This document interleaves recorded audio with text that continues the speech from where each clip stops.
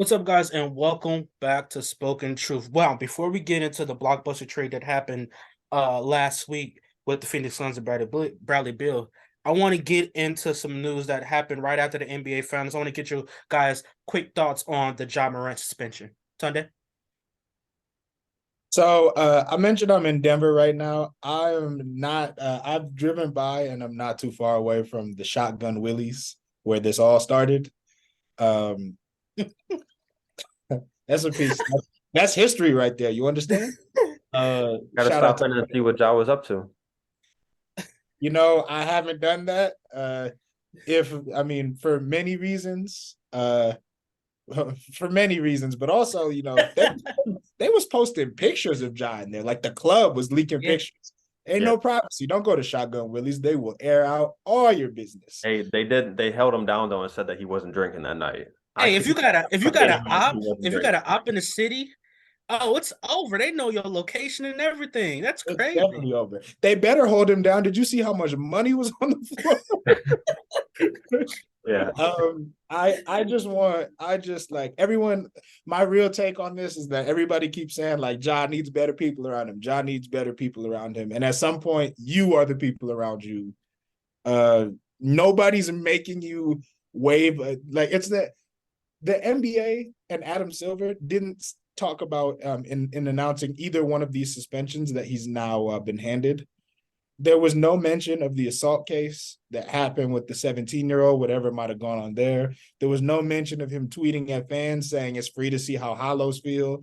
No, there was no mention of the reported, stuff that happened at Foot Locker, whether you believe it or not. All they said was stop playing with guns on IG Live. And like 2 months later, doing it again. Like you just have to make better decisions. It's kind of can just be that simple sometimes. Yeah. Trash, your quick take on it? Yeah, I mean, it's unfortunate for Ja. I think he just needs to grow up. Hopefully he can get past this. We kind of said the same thing after the first incident. Like Tunde said, not only 2 months later, same thing happened again. So I was happy to see that it wasn't a 41 game suspension like some people were talking about, a 35 game suspension like a lot of people are projecting. I do think 25 is more than enough. We can have a discussion on this another day, but I think just the way that Ja was doing it is part of the reason he got suspended, which I don't think is necessarily fair. We've seen other NBA players have guns in pictures that they've been seen with, and they don't get suspended like this. Obviously, there is a difference with how Ja was acting and the fact that it was his second offense in such a short amount of time.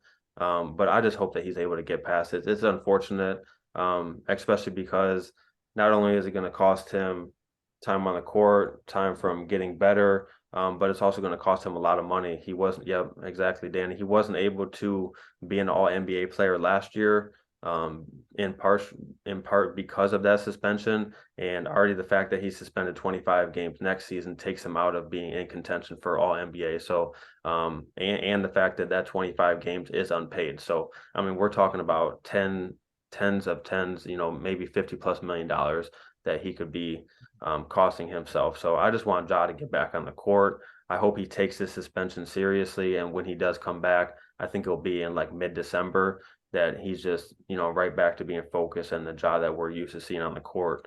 And he can put this behind him. Yeah, let's call it what it is because of who it is. Those other guys weren't Ja Morant. They didn't have the star that he has, and the individuals that's looking at him, the younger individuals that's looking at him, and that's not Ja's fault. But that I believe that did have something to, it took that was taken into consideration when handing down this suspension, I believe.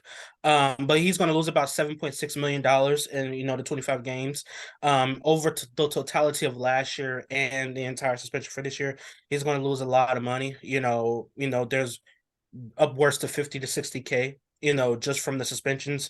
He's not in contention for any All NBA, which will affect more money, which could potentially affect him getting a super max. If his contract, I haven't looked at his contract, but I don't know what the structure is, how many years he got. But if he was in line for a better contract, a super max after this season, next season, he won't be able to get it because of the suspension. So I think there's a lot of things that, with the new CBA rules, you have to pay a minimum of 65 games to be qualified for defense, player of the years, MVPs, all the NBA awards, and he won't be able to get any of those because of the suspension. So it's not just about money, it's about, you know, your reputation now is on the line more than anything. And people, you're under a microscope now. You were the first time and then the second time, and now this is the situation where you got 25 games. You're even under a bigger microscope, and now you're coming down and saying it was a toy gun. No matter if it was a toy gun or not, man, you shouldn't be having people. Your man's just posting you on social media with a gun. I don't even care if it's a toy. Your man should know not to even put that out there. He should know who you are. Like, that's besides Man's the trying point. to hide the camera. Stop playing with guns on when people recording. Literally, like that's what I'm saying. Yeah. Like you put yourself in this situation. I like what you said. Like at some point in time, we need to look at Ja and be like, Ja, you putting yourself in situations. Like you're putting yourself in harm. You're putting yourself in a way of people being able to expose whatever. Like, stop putting yourself in those type of situations. It's not even the fact that the people he's hanging around. That has something to do with it. But at one point in time, is Ja Rule like, okay, I need to control who's around me. Like, period. Like, I love T Moran, but to me, T Moran is like a brother. Like, I'm gonna need you to be a dad, bro. I'm gonna I need you to don't be a. know. I, I don't like people criticizing Ja's friends or his family for this. I think Ja's a grown man that he should be able to make these decisions for himself. I'm It can I'm be not that. I'm not criticizing them, but I'm saying they don't help either. But Like, we don't know the conversations that T Morant is having with Ja. We have no idea. At the end of the day, like T Morant isn't the one who's crashing out, and Ja's friends aren't the one who are crashing out right now. It's Ja. It's you. Like you have to make better decisions. It's not your support system. Your support system isn't the one losing hundreds of millions of dollars. It's you. So it's on you to figure it out. that's fair. But I do think the people you hang around is a reflection of you. And it also could be you being a reflection of you. So I'm not necessarily saying it's all on them, because definitely Ja, he needs to take culpability of who who he is and whatever problem he has. But again, the friends you keep are the friends that whatever they do, what kind of attitude mindset that they have, if you're around that long enough, you're going to adapt and pick up on that stuff. So if they got their pistols and their guns with them, eventually John Morant's going to pick up on like, okay, I gotta be this gangster that I'm not. Bro, you grew up in the suburbs. You're not a gangster. Like, so let's not act like he is. I don't even think it matters if he gangster or not. It's just there are just certain things you can't do when you have certain jobs. It's just That that that that's definitely true. And we're going to sorry, go real ahead. quick. Ja Morant is not the only player in the NBA who presumably owns guns, but Ja Nope. Morant is the only player in the NBA who can't stop showing us that True. he got that shit on him at all Yeah, times. he got it up. And bro, nobody cares. Nobody's looking for it either. But that's a whole nother story. And I know we have a lot to talk about with that. We're going to get into that some more. But we want to push it along here and get into the biggest news so far in the NBA offseason right now was Bradley Beal to the Phoenix Suns. How does that shape how we look at the landscape of the NBA next year, Chas? I don't know that it alters it that much. I think everybody already had the Suns kind of penciled in as a team that had a chance to win a championship, but probably wasn't at the top of that list. And I don't think they really moved much off of that. I think it really restricts them in terms of roster flexibility. I mean, just between their big three of Kevin Durant, Devin Booker, Bradley Beal, and then you add in DeAndre Ayton if he is going to be on the team next year. Just those four, you're already over the second apron of that new CBA.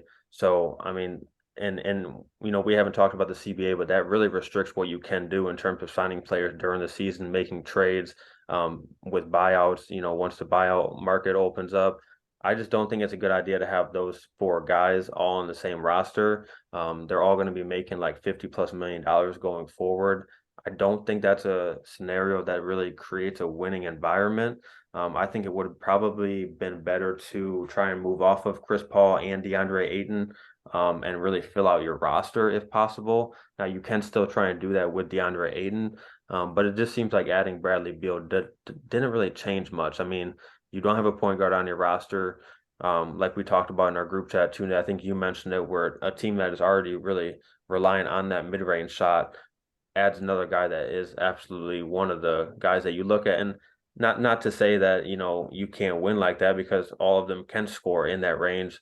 As all three of them are three-level scorers. So that's not a bad thing to have that much scoring. But I just think it restricts what they can do in terms of roster flexibility.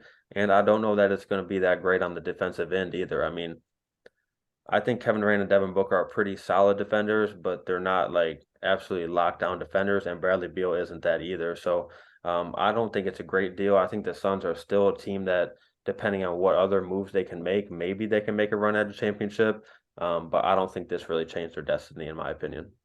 So for their big three and DeAndre Ayton, you're looking at 164 million next year with all four of those players. Tunde, your thoughts on the move? CJ McCollum had to deal with the Warriors for like 4 or 5 years and said never again. Ever again. That second apron shit is crazy. I personally I don't expect DeAndre Ayton to be on this roster next year. From Either. pure like from a financial standpoint, I don't know how this works for Phoenix. And then from a roster construction standpoint, my guess is that they kind of are gonna need to you know they're just gonna need to make moves happen to fill out the rest of this roster. And that's probably the easiest piece that they have to move and the easiest piece they have to trade. Yeah, Chaz, I think you hit the nail on the head with a lot of it. I think Bradley Beal probably makes them better. I don't know how much better. I don't know that it really solves their issues. It feels like them leaning into maybe a slightly better version of last year's roster. And like we'll see how they fill out the rest of the roster. And I that's important, but like two-way guys and wings, like Aaron Gordon's and Bruce Brown's are the kinds of players that this team really needs to really tie this all together. But those guys don't come cheap. And I don't know that they really have, the avenue to get guys like that. I mean, maybe see what Boston is willing to give up for like Grant Williams or somebody like that. Yeah. Boston just acquired Porzingis and they traded away Brogdon. So that was the latest trade in the NBA today. Brogdon went to the Wizards and Porzingis is now Boston Celtic. I think Brogdon is. I think it's a 3-team deal where Brogdon is going to the Clippers. Yeah. Oh, right. I'm sorry. Yeah, misinformation, guys. I'm sorry. Yeah, Porzingis coming to Boston though. What do you guys think of that move? I think Boston is like one of the most ideal places for him to be in the NBA. Yeah. I think obviously we know Horford is older. So I actually think he fits perfect with that roster. If he could stay healthy, I believe that's a very good pickup for them. Tony, go ahead. They might be able to steal minutes with Porzingis playing as the 4, which is probably what he would prefer. Porzingis is on a team where they kind of prefer their bigs play level of the screen or drop. And like if you're gonna like defensively drop is what you want Porzingis to be doing. Mm-hmm. He's gonna shoot the cover off the ball because that's like what he does. And he never has to post up on this team, which is ideally something he is not doing. As long as Kristaps Porzingis is kind of willing to accept his role, like this is a pretty ideal location for him, basketball wise. The fit is really, really clean. Yeah. So moving back a little bit, jumping back to Phoenix, I do agree with both of you. I don't necessarily know how better this makes Phoenix. I think it makes them better. I think it makes them better than they were last year. Last year there was kind of a two-man team and they were trying to outscore you. I think you added more scoring, but I don't think you improved in, quite frankly, any other aspect by adding Bill. Defensively, I don't think you improved at all. You definitely didn't get any more size on that matter. So I do think I do think for Bradley Beal, I think you do the trade because it's like, why not? It's like adding another all-star to your team is like, if I can do it, why not? I think it was also a situation where their owner was like, I'm going to stick it to these new CBA rules. I'm not going to hover over, that tax. I'm going to fucking plow through it. because that's exactly what he just did. Especially when that second tier kick in, their bill is not going to be the Warriors' bill because the Warriors have a $500 million payroll. But he broke the goddamn wall in that CBA deal. He's like, fuck that, essentially. And literally, like, I was like, dude, why would you even do that? I was like, fuck you, NBA. I'm going to get him, but it's like, it's all right. I'm not ready to say that they're the favorites to win it all, but let's see how they build out the rest of their roster. If you can move DeAndre Ayton, you could probably bring in 3 additional pieces that fit your roster good. He's making $30 million. So if you can bring in some players that's under that 30 million, that threshold, that's amazing. I will look at how Denver built out their bench because I love different bench. Kind of look at the players and personnel that they have. And obviously, they don't play the same style, but like kind of mocking the way that they structured their contract. Now, obviously, Denver players are going to look to get paid, and Denver's probably going to have to pay them or let them go. But Bruce Brown is not coming back to that roster. I still think they try to match. I do think they try to match him. I do think that. I think they're going to run out of money for that. If I'm remembering correctly, they can only offer him 7.8 annual. Yeah, around there. Yeah, he should be getting more than that on the open market. Gotcha. So I like the move. I mean, it's not to me. It's not a needle mover. It's not one of those moves like, okay, they're prohibited favorites or they're the favorites now. It's okay. I do think, which is going to be interesting. I don't know if it's kind of a hot take, but I don't think it is. I do think Devin Booker, I think next year is kind of his ascension to being the Suns' best player. I do think he becomes their best player next year. I do think Kevin Durant he's a little bit injuries. Of course, he's getting older. I do think he's starting to slow down a little bit. I don't think he is as explosive as he used to be. Obviously, injuries are a major factor in that, but I do think he, starts to take that second tier, that second row on that team. And we kind of saw it a little bit in the playoffs where Devin Booker was carrying them. I mean, Durant was putting up numbers, but he was their vocal point in the offensive end. So what I can't wait to see what happens with this entire roster.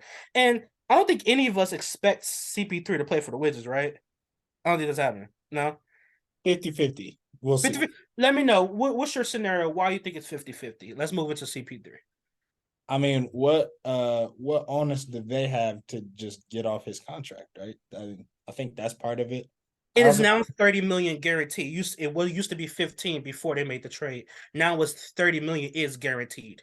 Sure, but who else are they paying that money to? It doesn't really matter. And I mean, it's not they're not going to be trying to win anything next year. I think what we see with Michael Winger not being in charge of kind of player personnel and all of that is that they're very clearly attempting a teardown. And so with the teardown, winning isn't really the priority. We saw Chris Paul do a really good job with mentorship of some guys in Oklahoma City. I could see a situation like that playing out, especially if Washington drafts a point guard tomorrow, which seems to be a very possible situation with maybe like Anthony Black or Nick Smith. Yeah. Any chance he ends up on the Lakers? Oh yeah, great chance. I think if he gets bought out, that seems to be the most likely destination, right? So, but if you're the Lakers, you don't trade for him. You let him get bought out in a free agency. Okay. Yeah. Chas? I mean, maybe unless the Wizards would agree to D'Angelo Russell sign and trade or something like that, where you could move off of D'Angelo Russell's contract, because I don't think they want to bring him back anyway. So maybe if you could do that. I do think if Chris Paul does get bought out, it's going to be Lakers, Clippers, Celtics, maybe the Bucks. I think there's a handful of teams that would get better with him as adding point guard depth. But right back to Beal for a second. You guys both mentioned that trading DeAndre Ayton, I think, would probably be the best move for the Phoenix Suns. Danny, you said to get 3 players back. I think you hit the nail right on the head that if they could get 1 starter and probably 2 rotation guys back, that's probably best case scenario for them. You probably want to get back a point guard because besides campaign, they don't have one on the roster. And then obviously you'd like to get back a big man to replace DeAndre Ayton, even though he's probably not going to be the same level of player as him. If you could get somebody that does a lot of those same things for a cheaper price, and then maybe a rotation piece on the wing or something, I think that's best case scenario for the Suns, but that's kind of something that I feel like they have to do at this point. After making the Beal deal, it doesn't seem like they have a lot of other ways to get better next season. So I think that's something that we're going to look at. And then I do think Chris Paul, I think there's a chance that he plays for the Wizards. I would be surprised though if he played the entire year. I think he's either going to get bought out before the season starts. I think they're still trying to work on expanding that deal to fit in another team. I think they have like another week to do that before it has to actually go through. So they might be able to find another trade partner, or maybe he does start the season with the Wizards and then ends up getting traded. I could see that going in a lot of different directions, but I'd probably say that he never suits up for the Wizards. Yes, gotcha. All right, so here's what I'm going to do, guys. I'm going to give you a player that is currently a free agent or will be a free agent, is declined their player option, or obviously they're probably potentially moving to a different team. Let's start with James Harden. Where does James Harden play next year? Guys, I'll let you go first. For a while there, I was leaning towards Houston. You know, that's what the reports were indicating for it seemed like a pretty long time, even when he was in the middle of going through a playoff run with the 76ers. But I do think he ends up staying with Philly. I think he's going to be signed there. I think he does. I think he wants to be on a contending team, even though it doesn't really seem like James Harden has that drive to be a championship contender. And I could see him just going back to Houston, getting a big contract, playing with somewhere where he's familiar, and kind of being on a more fun team with less pressure. But I do think that he decides to stay with Philly. What about you guys? Do you think I have a question on that real quick? And it's just kind of something that's been in my mind for kind of a couple of years now. If James Harden retires without a ring, does he go down as the best player that never won a championship? No. No? Okay. No. I don't think so. Okay. Tunde, I mean, where he does James Harden?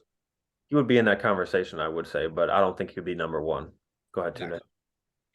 Where do I think Harden lands? I'm gonna guess that he signs back with Philly. Yeah, that would be my guess. Do you guys Uh, see another team besides Philly or Houston that are even in the mix? It seems like nobody's It's, really talking about elsewhere. I really think it's between those two. Yeah. Houston is going to be the money grab. If he goes there, he's going to get the amount of money. But I don't know, especially with the inmate there. I don't know if he fits, quite honestly. He's going to teach them those young guys to play defense. I don't think Harden's the mentor-ish role, for those young guys. So I don't know if it's a money grab, Houston. If a championship contending, I would say with Houston.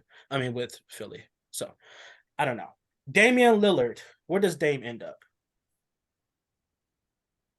I'm gonna say Damian Lillard is in Miami. Cool. Okay. Trade, What's trade to what's Miami. the level? What does that do for Miami, real quick? I mean, it would change everything. The biggest problem that the Miami Heat roster has had is just like scoring punch and shot creation. Damian Lillard solves a lot of that. A lot of that. Chaz? Yeah. Tuna, earlier you mentioned that you would make the deal for Dame right now if you were in control of Portland's front office. I'm right there with you. I think the fact that we just saw Beal get traded, for kind of an unimpressive package to me. Yeah.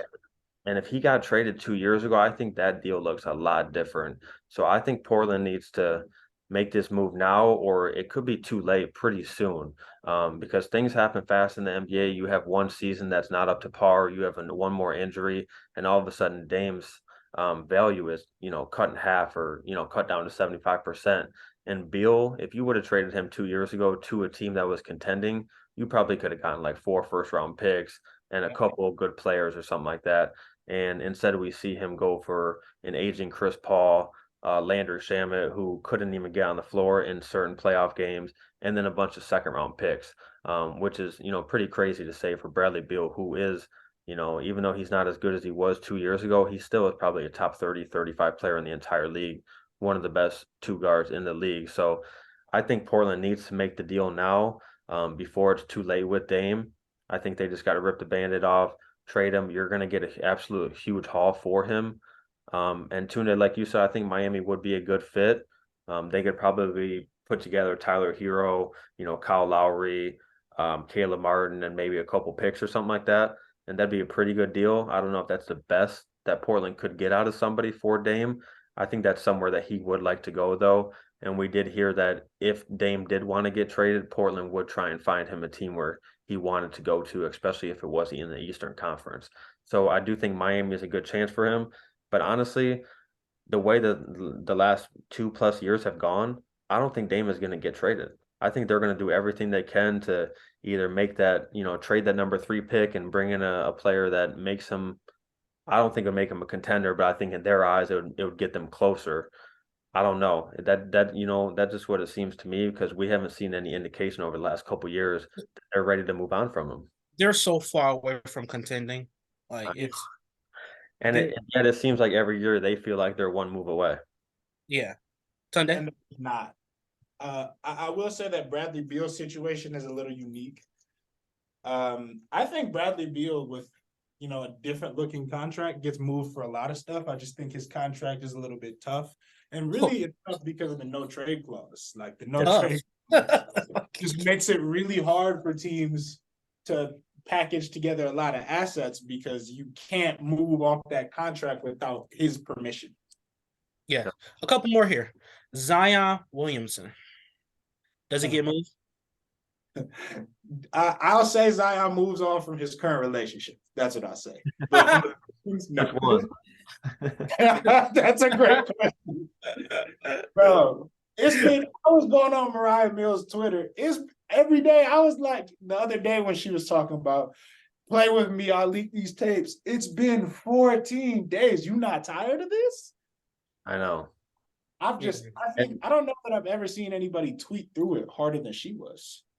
Yeah, I don't know how much we want to get into that Zion discussion, but why would Mariah Mills want him to get traded? Why did she say I'll leak our sex tapes unless you trade him? Like, does she have a destination in mind? Like, what does she think is going to happen? like, why does she want Zion? And where's the tape? Where's the tape? I'm good. I'm good. I hope it stays in her hard drive. I don't think we need that. That's like we were saying, like Adam Silver. That's disgusting. Adam Silver made the call and was like, "Yeah, we can't have this. we can't have this leak to the masses, bro. Like, you gotta do something." All right, OG Anunoby. Do you guys think on opening night Zion is on the Pelicans? Yes, I do. OG Anunoby. I 1 second on Zion too. I think he is on the Pelicans, but there is a lot of discussion that a team with picks 2 through 5 could get him if they package that with probably one player or a couple picks or something, and they give the Pelicans a top 5 pick. Is that something you guys would do if you were the Hornets, the Trailblazers, the Rockets, or the Pistons? I would do it if I was Portland. You would trade, that number 3 pick, Anthony Simons and Nurkic or something for Zion? And pair him with Dame, yeah. You think that's what Portland is trying to do right now? Is that what I think that's been a discussion over the last couple of days of doing that. I would not be surprised if Zion did end up in Portland because that's been something that's been heavily talked about the last couple of days. So I do too, and I think if you're Portland, I would probably make that trade, especially if you prefer somebody at number 3. And let's say Portland prefers Scoot at number 3 and he's taken 2. I would make that deal. I mean, why not? You get a chance to go get Zion, one of the 10, 15 best players in the league when he's healthy, and you give him a second chance. I think I would do that. Absolutely. Absolutely. So yeah, let's move on to OG Anunoby. There's been a lot of talk about this Raptor team and potentially breaking up. They have a new coach. I mean, they fired their old coach. It looked like that Pascal Siakam could potentially be on the move. Let's talk about OG Anunoby. Where's the best landing spot for OG? I think there's a lot of teams that could use OG Anunoby. I think this is one of the best perimeter defenders in the league. I don't know though because it depends what a team is willing to give up for him. I could see a team like the Grizzlies or like the Warriors making a run at him, and I think that would improve their chances of contending in the Western Conference next season. But it depends on how much they're willing to give up, because there was reports last year near the trade deadline that the Raptors were asking for like 3 first-round picks. I don't know if a team is willing to do that for OG Anunoby, who, he comes in, he's going to be a very good player, but he's probably no better than your fourth best player. So I don't Mhm. know if a team is willing to give up that much for him. I would though. Like you said, it does seem like the Raptors are willing to go into a quick rebuild right now. Fred VanVleet opted out of his deal. He's going to be a free agent. It sounds like he's going to leave. Pascal Siakam has been their best player since Kawhi Leonard left. It sounds like is on the trading block and could leave, depending on what a team is willing to give up for him. And then there's other guys, obviously OG Anunoby, Gary Trent, Jakob Poeltl. Pretty much their entire starting five, except for Scotty Barnes, is probably going to be different next season. So I think OG Anunoby, there's a chance he gets dealt. But like I said, I think it just depends on how much somebody is willing to give up. Yeah, OG, he's been linked to the Warriors for the past couple years now. About what can potentially happen. I think this is an opportunity for that Golden State organization if they want to move in that direction to make that potentially happen. We're going to get into Golden State in a little bit, but there is a optimism that Jordan Poole could very well still be on the roster next year. I don't know how much of that I truly believe. I do think if the right suitors come, that they will be looking to shop him, potentially. So we will see where that goes, and we're going to get into the Warriors in a little bit. But that's kind of where I am with OG. Now let's move in. When we talking about the Warriors now, let's move in. Draymond Green, who declined his player option. Where do you think he lands if he doesn't go to Golden State or stay in Golden State, or does he stay in Golden State? Yeah, Draymond is one of the free agents that I'm most intrigued about where he is going to end up. He's obviously a player that has an impact or a player that has a chance to impact winning more than his stats show. Even at his age, he still is one of the best defenders in the league. He's still one of the best passers. I think he's one Mhm. of the best leaders in the entire league. I do think the Warriors are still the favorite to re-sign him. I think he would like to stay there if possible, but he needs to show, or they need to show him that he is worth it. I mean, if they were to offer him like a 3 year, maybe $60 million deal, I think he would be willing to take that. He declined a $27 million player option for next season, so I think he probably does want to get as close to that number as he can. But I do think it's going to be under that, especially if he is looking for like a 3 or 4 year deal. He might have to come down a little bit on that. I do think the Pistons are in the running for that. They've obviously been linked to Draymond for the last few years. If he ever does become a free agent or if he ever does decide to move on from the Warriors, I think the Pistons are in the mix. They have a lot of cap space, but I don't think he's at the point in his career where he's going to come to a team that is probably not even going to be in the play-in next season. So I think it's more likely that he ends up somewhere like the Lakers than the Pistons. But I will say that I think he resigns with the Warriors. I think Draymond is probably one of the most uniquest players in the NBA because his skill set is tailored to a system that it's been so good for the last decade. So if you ask me if Draymond Green's value is $30 million a year for Golden State, I would say yes. If you ask me if it was for anybody else, I don't know. Because he affects the game differently for another team. I don't know if we're getting the same Draymond Green for the Warriors that we're going to get on the Lakers. It's going to be a completely different. Now the energy and everything's going to be there, but the way that the Warriors have constructed their offense and their system is tailored around two key components: Steph, Draymond. So I don't know how his game fits with any other team because I never saw it. And it's so predicated on one system with one main component, one player, that going to Detroit would be a money grab. It would be, I can make the most money here, but you're not going to win, So I think it really depends. I do think that that number, he's looking to stay on Steph timeline. Steph has 3 more years left on his contract. I think Draymond Green is looking to stay on that timeline. I do think he's going to ask upwards of 100 million. So I do think that the Warriors will have to come to some type of terms with that he's going to ask. He's going to be making about 30 between 30 and 35 million dollars plus a year in that range. So if he's worth it, I believe he's absolutely worth it for the Warriors.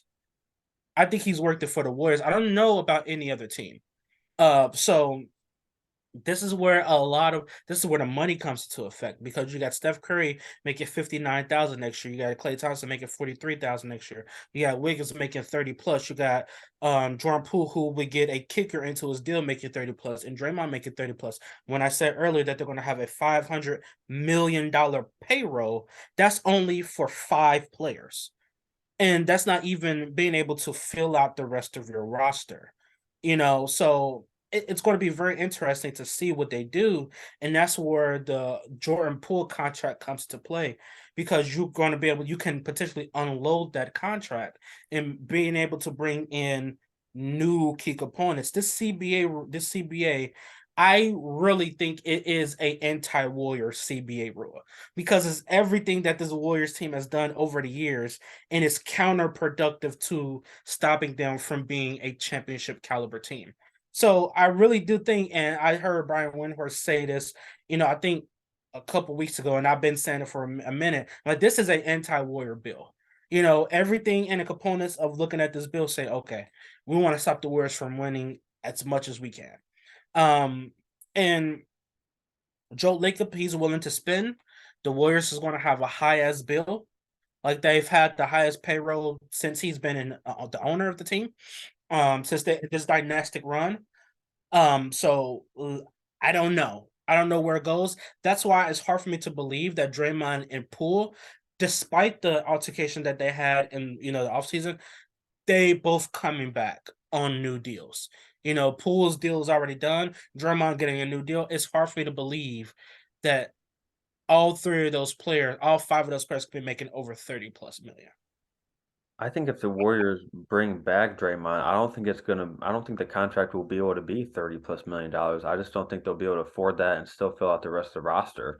I think if he does want to return to the Warriors that bad, I think similar to Andrew Wiggins last year, taking a slight pay cut. Andrew Wiggins still got paid, but I think he made like $9-10 million less than he could have. And he was Mhm. willing to take that to allow them to re-sign Jordan Poole and possibly extend Draymond and Klay this season and next season. Now, if Draymond wants to come back, I think he could. Maybe they'll give him like a 4-year, $100 million, where he's making 25 mil. That's about, what his player option would have been for next year. Plus, he gets the 4 years, which is what I think he's really looking for. In a player that's getting a lot older, I think he wants to get one more big contract. Mhm. I don't know. I think you're exactly right that the fit, especially offensively, would be a lot different. Let's say if he went to the Lakers, obviously they don't have a player that's like Steph, that plays like Steph, so he would have to adapt to the Lakers instead. I do think defensively it would be absolutely elite. Him playing alongside Anthony Davis would be scary for other front courts. But then on the other end of the floor on offense, it would be an adjustment period. Like I said, I do think Draymond comes back. I'm interested to see what that number ends up being, whether it's 3 years, 4 years, or anything less than that. Plus, how much are they paying him per year? Because then that's going to tell us what their flexibility is elsewhere. I know, Bob Myers obviously moved on recently after being with the Warriors for a long time. Mike Dunleavy Jr. Replaced him as the GM for the Warriors. He recently said that their goal is to re-sign Draymond. And I do believe that. I think both parties want to bring Draymond back to the Warriors, but it doesn't always get done that way. If Mhm. if the offer isn't what Draymond wants it to be, or it isn't the number of years, I could see Draymond deciding to walk and go elsewhere. One more thing on the Warriors, I don't think Jordan Poole is going to be there next season. You He's don't think so? I don't think so. I think That makes it easier for them to make that deal then, Yep, that's what I'm for thinking. Draymond. I think they're able to re-sign Draymond. They Yep. can tell Clay next season we'll take care of you as well. They get Mhm. off of Poole, who I think still has a lot of potential as a player. But he had, obviously a worse season this year than he did the previous one. So I think it would probably be smart to get off of him now. Um, and then I think that it will just open up flexibility where they can actually fill out their roster a little bit more. And like you said, instead of having 5 guys that are making near $30 million, you could cut one of those guys out and maybe add in a few lower level rotation players that I think could probably make you a more competitive roster next season. I don't know from a standpoint, because I was literally explaining this to my sister the other day. When your bill is so high, it prevents you to doing a lot of things, and I'm sure is that you can't make the trades. You can't, Kevin Durant to the Warriors was an anomaly because they had cap room. They had Steph on a bad contract. It was a terrible contract for him. So they had cap space to maneuver to bring in a player like Kevin Durant. Now that they're so over the tax, the Warriors have to rely on their own assets to get them players. So you have to move on from a Jordan Poole to get you players in return because you can't go out and sign these players because you don't have the equity and the capital and the money to be able to do so. So the Warriors have no choice but to move on from someone. They have to. Or someone takes a pay cut because that's the only way it mathematically works for them to be able to fill out their roster. They're so top heavy as far as salaries, is that the rest are making 1 million, 2 million, 5 million, maybe 4, 3 million. They're so top heavy when it comes to the money that you have to trade your own assets to get more money. And essentially, in this instance, they're getting more players. So, I don't think there's a scenario presently constructed that the Warriors come back like this next season. I do believe they have to make changes. They have to the personnel it isn't working. I think Jordan Poole is your chip that you can dangle. He's that chick that you could dangle. Jonathan Kuminga is that chick you could go ahead and dangle because he has value in this league. Jonathan Kuminga. He can be a very good role player in this league somewhere. So I believe you can get a good 3 to 4 players for both of them if you do it right. Jordan Poole contract, it's insane. Spread that out over the 3-4 years that he has left. Bring in 3 comparable, players, one that can be a starter, hopefully, and then go out and get you a big man that you really need off the market, the buyout market, and then you're back in business because there are going to be opportunities for the Warriors to sign, individuals on minimum deals on 1 year, 2 year deals. I mean, on $1 million deals, $2 million deals. So, fill out your roster with that. But at first, that big fish, and I know they talked about, not trading Jordan Poole, but that's the only from a realistic standpoint, that's the only way they can improve that roster. Unless they let Draymond walk, Yeah. unless Clay takes a pay cut and people take a pay cut, that's the only way they're going to be able to get pieces onto their roster. So Yeah, and you mentioned when the Warriors signed Kevin Durant in 2016, we saw that's not only, was obviously Steph, Draymond, and Clay making a lot less money then than they are now. But also we had the cap spike in 2016 where every team had more to spend just because of that season happened to be a spike. This year, we're going to see kind of the opposite. I think teams are going to be a lot more restricted because of this new CBA, and teams are going to be trying to get under that $170 million apron, yeah. so they have at least a little bit of wiggle room. And I think the only way the Warriors can even come close to doing that is if they move off of Jordan Poole. I mean, they're getting taxed penny on the dollar, Yeah. you know, as we speak. You get taxed every dollar you're over that cap. And if the Warriors if they have a $500 million payroll, I can't even do the math of how much they have to pay to the league because they're over that payroll, to Yeah. other NBA teams because they're over that payroll. Yeah, and in the past, some owners, Joe Lacob included, would say, I don't care. I want to have a Yep. team that's competing. I'll pay the tax.